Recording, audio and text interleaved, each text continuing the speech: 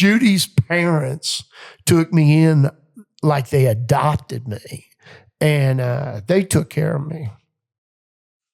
Oh, I didn't mean for you to cry. Me and my dad, we've been really emotional today.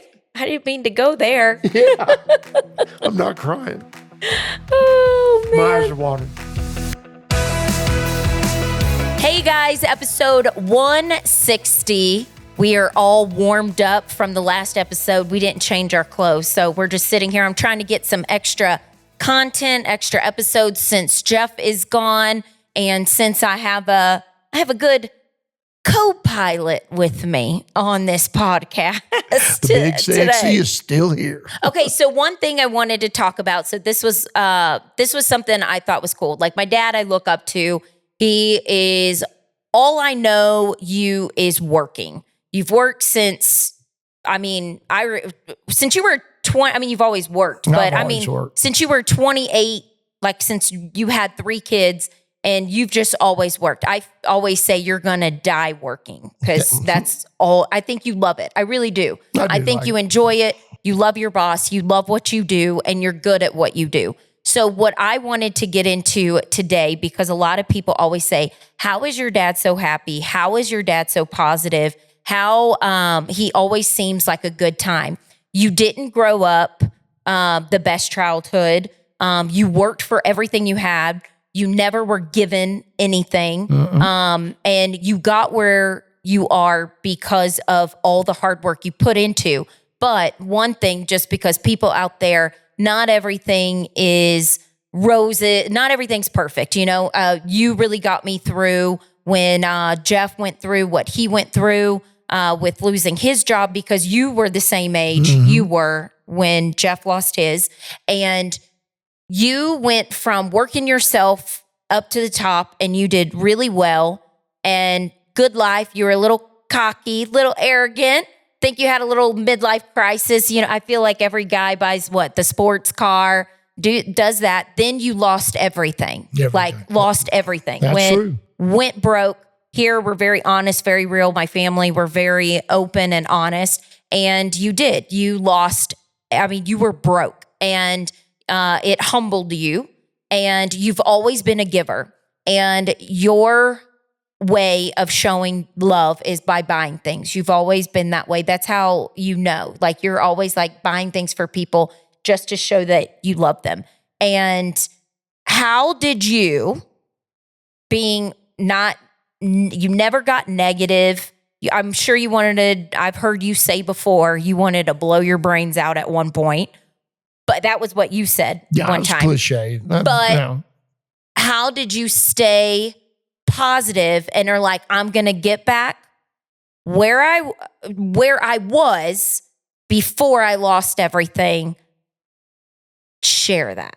Because I think it is. I think it's inspiring that you did, because not that many people can do that. Stay positive and stay happy.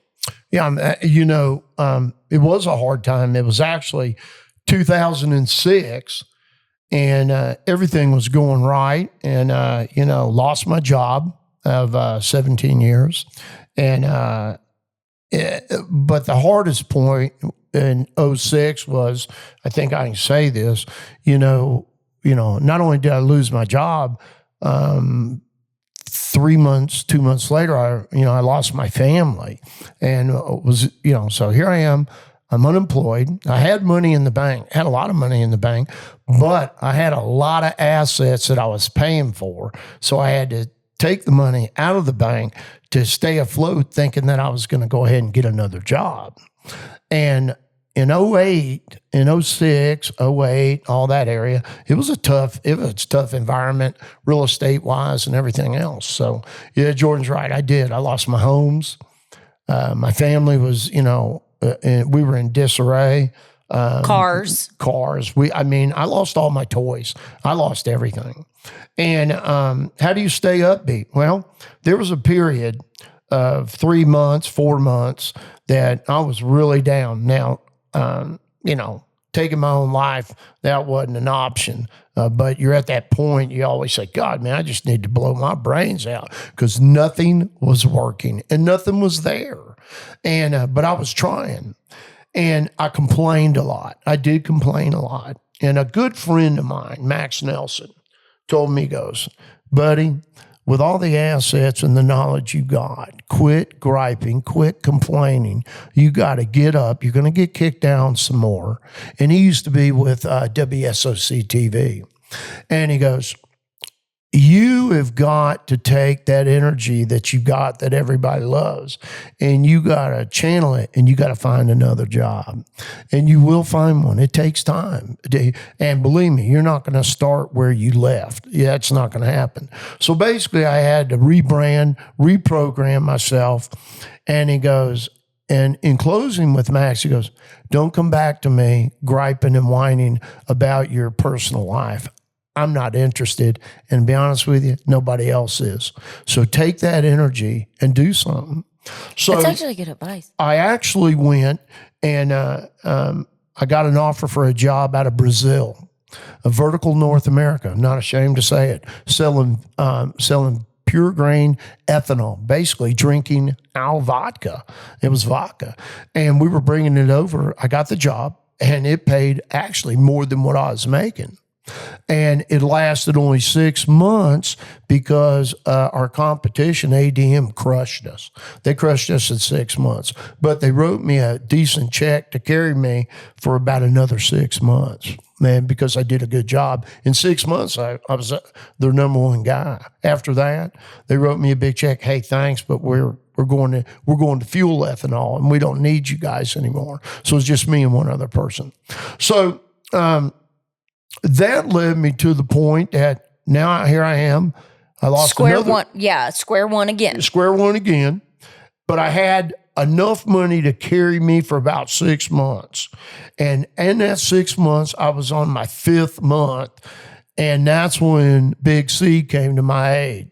So, and he called me out of the blue, and we were talking about something, hunting, and I asked him what he'd been doing. He goes, Jeff, I haven't heard from you in a while. What are you doing? I said, I'm out of work. I'm unemployed. He goes, really? What are you doing? Nothing. I'm unemployed. Well, I want to go hunting. I said, well, I ain't got any money.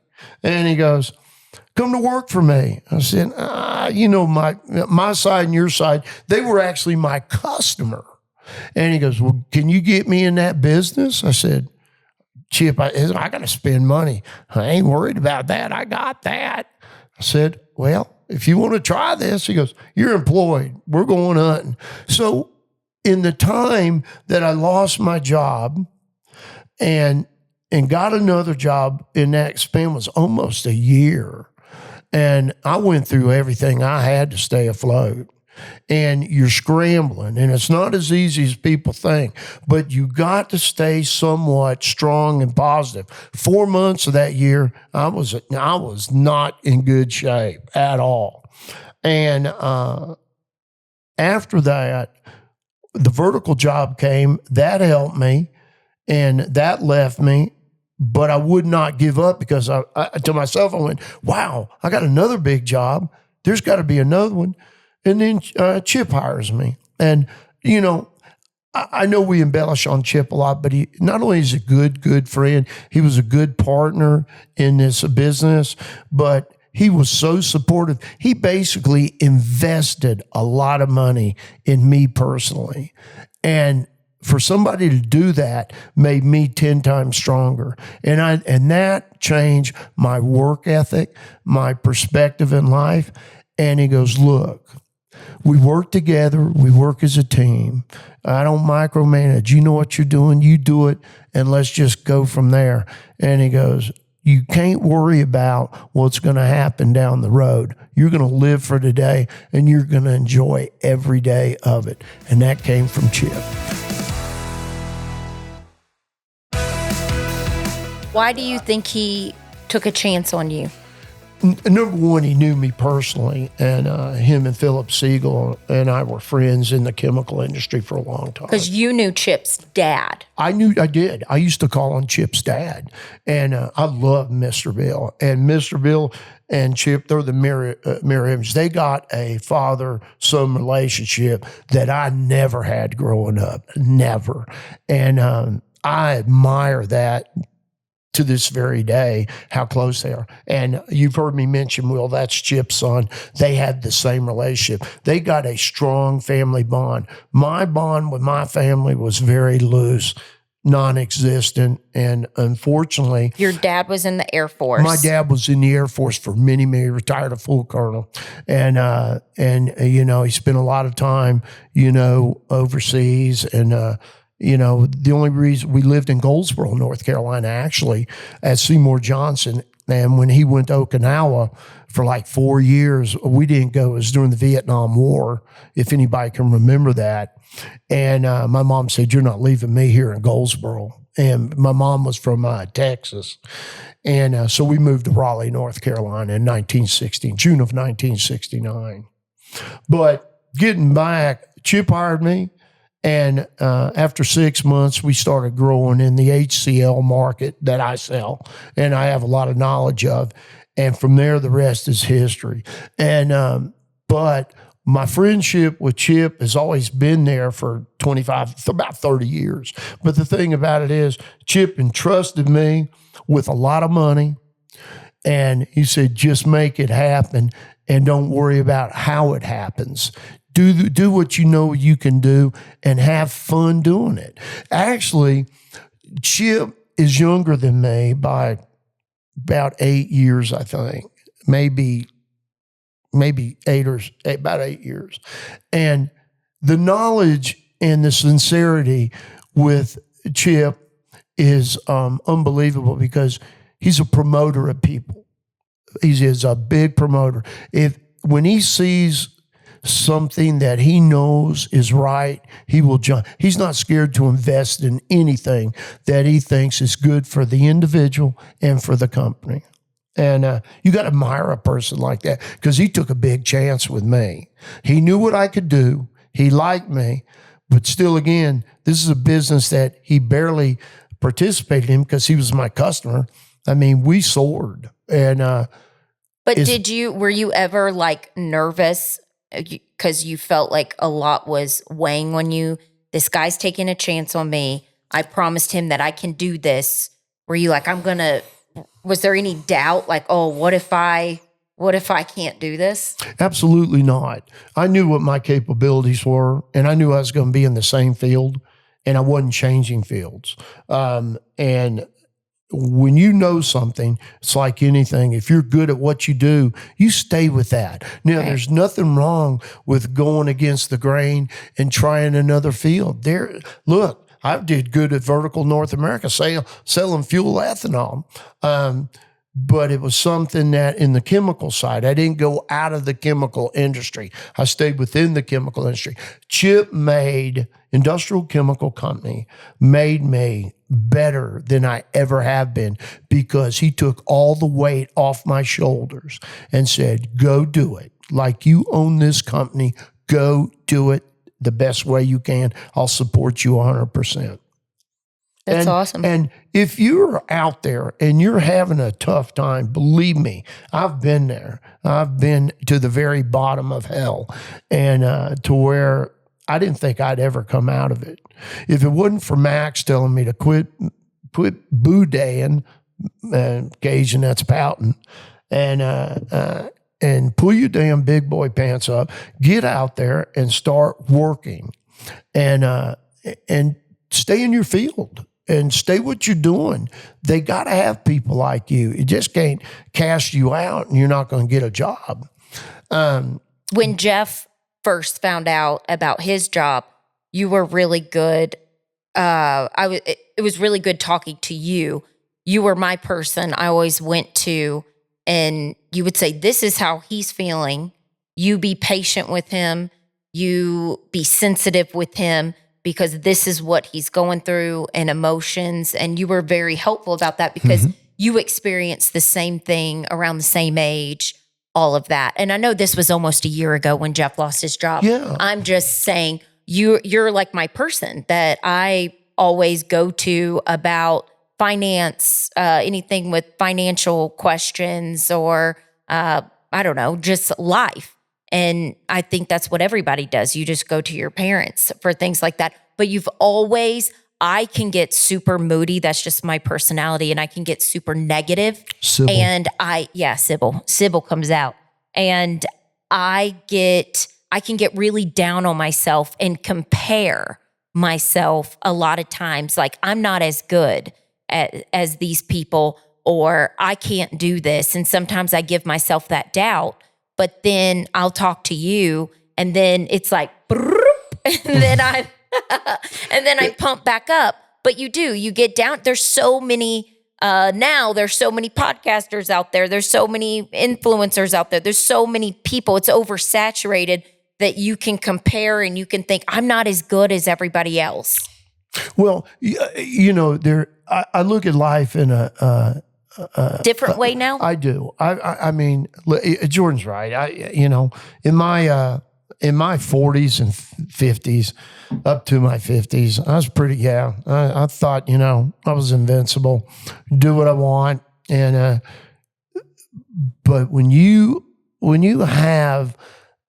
end up at the very bottom of the well and you know that you got to go 80 feet to the top, you could do one or two things. You can sit at the bottom and whine about it and not try to work your way out of it. And you can sit there and die down there, or you can pull yourself up, climb up that well, do the best you can at what you know, and work your way through every issue and problem. There's another thing that I've lived through is that you got two things in life. You can either be sad or you could be happy. I'd rather be happy. And, we all get sad. Believe me, we all have down moments and emotional moments, but 80% of your time, try to fuel that energy in being a happy person. And Jordan's right. Yeah, I am a giver. I have been a giver since you've known me. But I think it's the way you grew up. You were never given anything. Your dad wasn't the nicest to you. No. My dad was a rough man. I never had a relationship. My parents got divorced when I was 14. And my brother, be honest with you, we had a pretty good sized house growing up.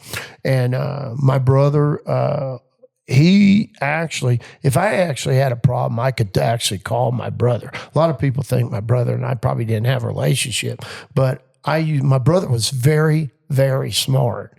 And I always would go to my brother. The other thing I had growing up, even though I really didn't have a good tight knit with my parents, it's not that I did anything wrong. It's just they were always in turmoil, and it was not a good turmoil, and it was tough. But I had good friends. You've heard me mention my best friend Rodney. He took care of me. My brother would take care of me. And believe it or not, I had a girl that I dated in junior high and high school, if you can believe this. And her name was actually Judy. And Judy's parents took me in like they adopted me. And they took care of me. Oh, I didn't mean for you to cry. Me and my dad, we've been really emotional today. There's a lot. Okay. I didn't mean to go there. Yeah. I'm not crying. Oh, man. My eyes are watering. I know. I think I got a pink eye now. I told you guys I have a sty. Now I got a crusty pink eye, and my doctor's office hasn't called me back. Yeah, but and I think it's from crying. Let me tell you. I mentioned Judy John. Judy knows who she is. She lives down there in Wilmington. I think she's in Wilmington now, but we still stay in contact. Good. And she's got a great family, but her parents. Yeah, help you. Yeah, that's good. Well, okay, Dad. Thanks. I know. I wish I had a marker right now. I do get emotional at times. Especially when you talk about things in the past. But I don't dwell on the past. I'm actually happy. You're good. You're better off. But the people that have helped me the most are the people that I've actually, told you about. I feel like you gravitate towards your friends. Your friends are your family. They are. And I feel like I do the same thing. And I feel like you are kind of like what you're around and what you see. And I feel like I'm a lot like my dad in a lot of ways. And you are, I feel like I do that with my friends. Like when you are my friend and I am 100% loyal to you, you are like my family, my sister. There's a couple people that I've met here in Colorado that I am like, you are my sister and I would do anything for you because I don't have family here. And you always did that with your friends. Yeah. You spent holidays with your friends. You know, I tell you something that many of y'all will know this. When you grow up and you're in junior high, you're in high school, those bonds that you have with the people that you literally grew up with, and now you're off to college and you got your college friends, the friends from junior high and high school will always be in your wheelhouse and will always have your back. Yeah. And Rodney and I have been close since 73. Mm-hmm. Actually, I had a crush on Rodney's sister, Melster.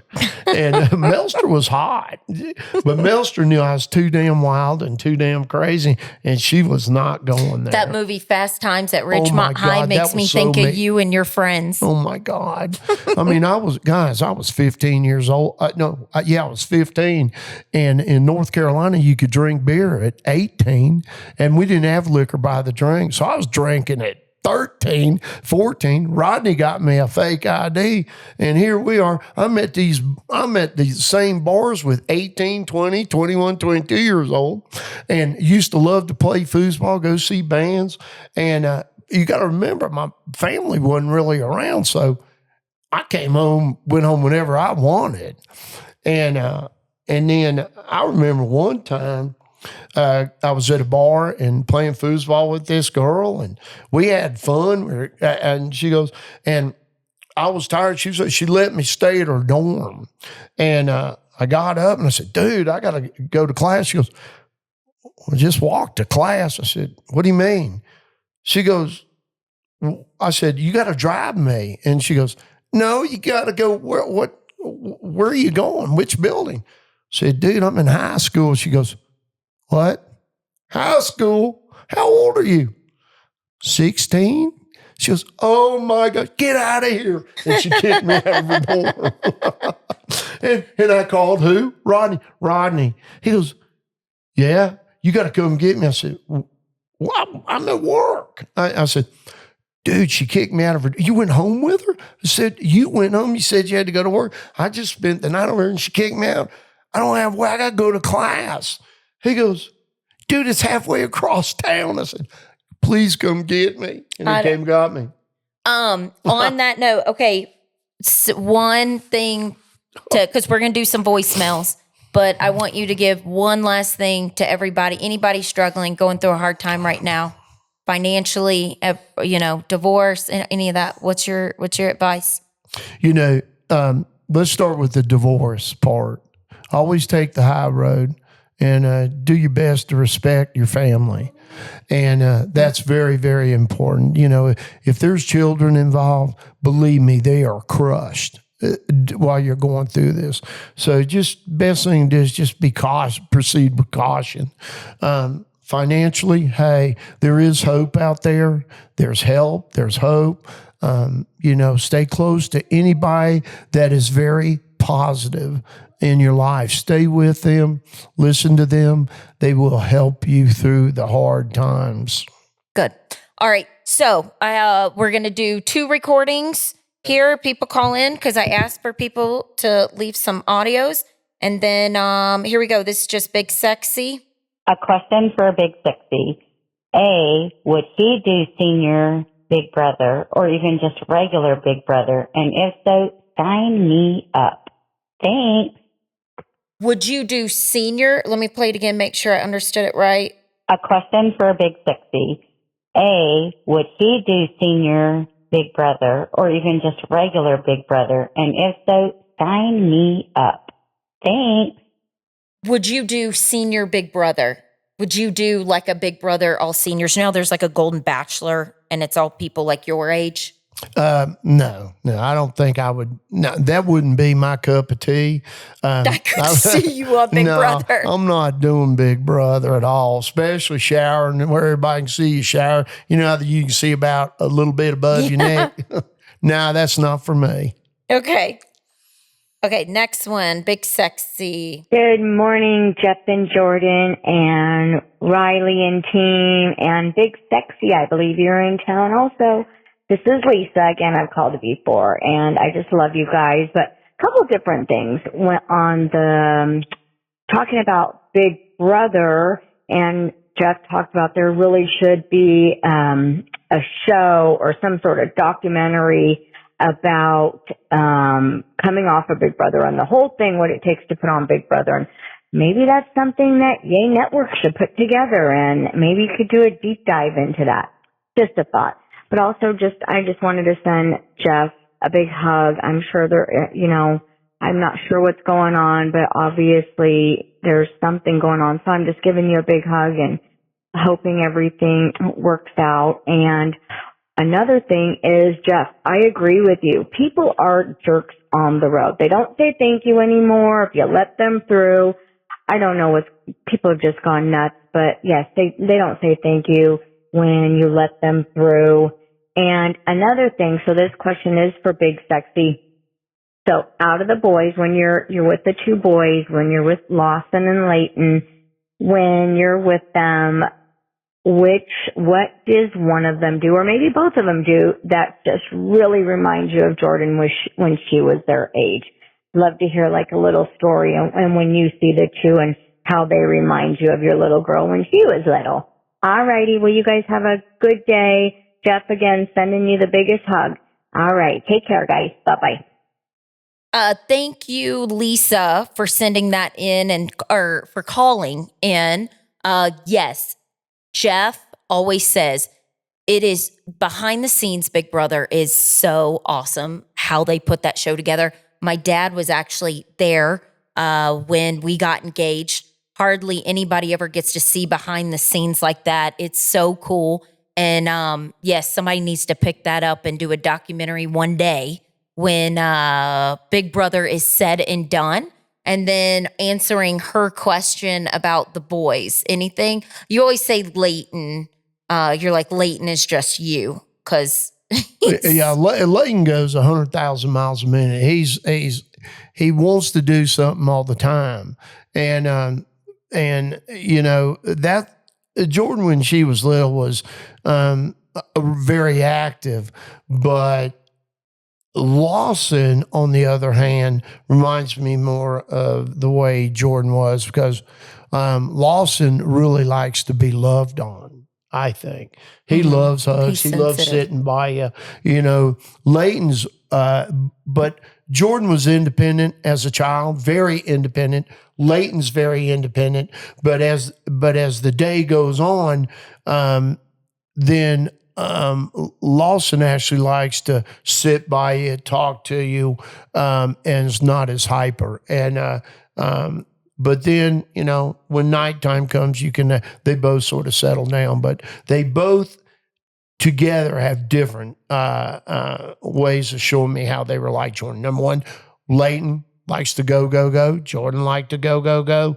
But Lawson was lovable. And in the evenings, and he's more personable. And I see more of Lawson in Jordan when Jordan gets older, because Jordan's really, she's a caring person. Jordan actually is very caring. She grew out of the wild stage. Yes, not being civil. Okay, and then not doing civil. That is correct. Not doing civil. And then the question about Jeff. I know you all know something's going on. Jeff will talk about it whenever he's ready to discuss it. Again, like I said on the last podcast, prayers and hugs out to Jeff's family right now. They could use all of that right now, but not getting into that because I'll cry. Okay, going to read the quote that we always do. This is the beginning of a new day. You have been given this day to use as you will. You can waste it or use it for good. What you do today is important because you are exchanging a day of your life for it. When tomorrow comes, this day will be gone forever. In its place is something that you have left behind. Let it be something good. That is our quote of the day. I hope you all have a wonderful week. Thank you for downloading, subscribing, tagging your friends. Keep telling your friends about it. Thank you to my dad, Big Sexy, for coming on and being a host and helping me out while Jeff is gone. And just thank you guys. And I will see you later. Bye.